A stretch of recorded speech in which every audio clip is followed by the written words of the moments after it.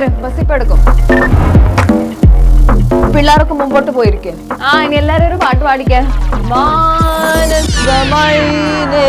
വരൂ മധുരം നുള്ളിത്തരൂ.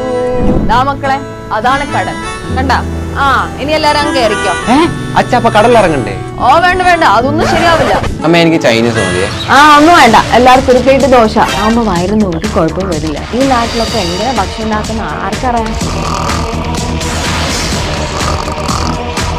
എണീക്ക് ഇപ്പൊ ഇറങ്ങിയാലേ 10 മണിക്ക് പോകാൻ പറ്റൂ.